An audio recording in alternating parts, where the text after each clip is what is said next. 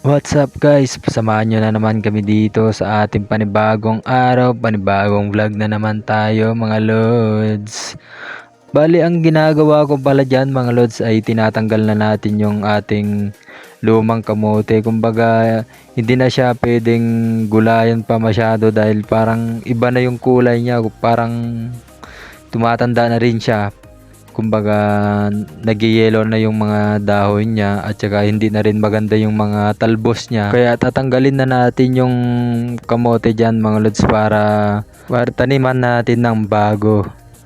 Bali pipiliin lang pala natin yung magandang talbos niyan dyan mga lods para yun yung itatanim natin mamaya dyan.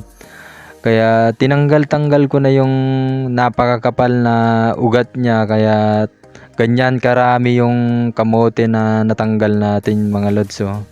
Bali dyan ko muna sinimulan yung pagtatanggal ng kamote dyan mga lods para later on ay hakutin na lang natin yung mga kamote na natanggal natin. Bali tatapon na lang natin yun mga lods yung ibang natanggal natin. At dito naman ako sa kabila mga lods dahil matanda na rin yung nandito sa kabila mga lods. Bali yung nasa gilid pala dito mga lods ay di na natin tatanggalin muna kasi magaganda pa yung mga talbos niya.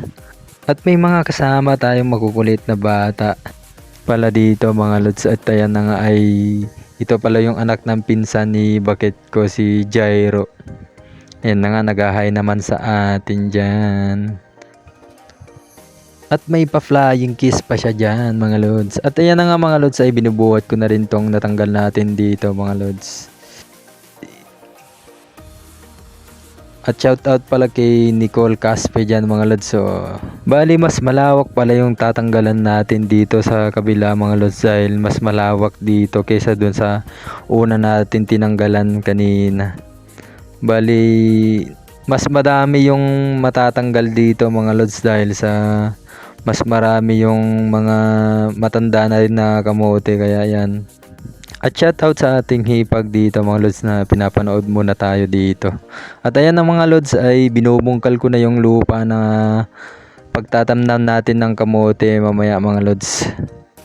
Bali kasama pala natin yung mga bata dito mga lods. Buti na lang hindi sila masyadong makulit dito. Bali yung biyanan ko pala yung kasama ko dyan na magtatanim dito sa ating munting taniman na kamote. At ayan na nga mga lods, sobrang sipag tala ni Bakit ko dyan, no.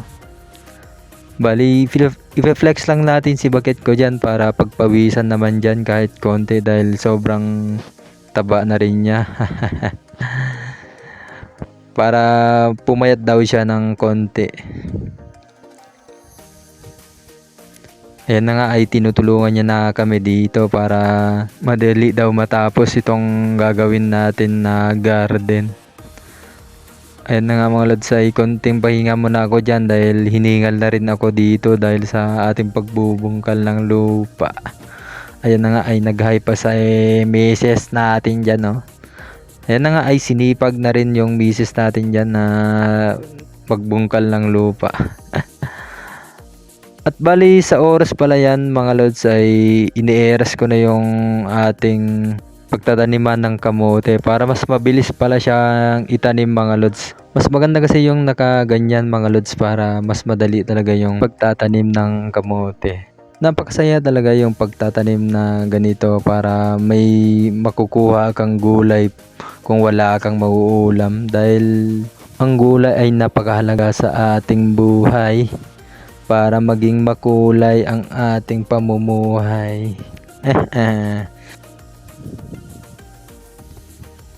At ayan na nga mga lods ay sinisimulan na ni biyanan ko yung pagtatanim ng kamote dyan mga lods. Bali ito na pala yung finished product natin na pagtatanim sa araw na ito mga lods. Pagkatapos nga natin nagtanim mga lods dyan ay diniligan na rin namin ng tubig dyan para pagkalaan lang ng ilang araw ay pwede na natin itong gulayan.